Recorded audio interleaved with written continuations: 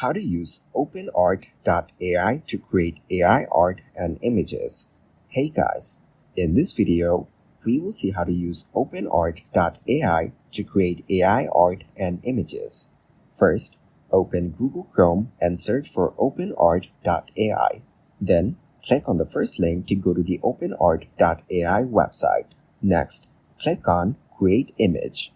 After that, you may need to click on Next multiple times to proceed through any initial prompts. Now, click on Start Your Creation Now.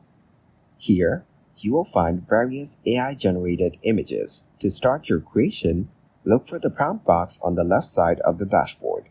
Now, enter your idea into the prompt box.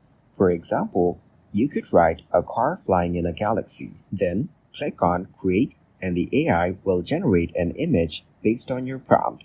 If you're not signed in, click on Sign in with Google and follow the prompts to log in. Once signed in, you can see the AI-generated image of a flying car in a galaxy.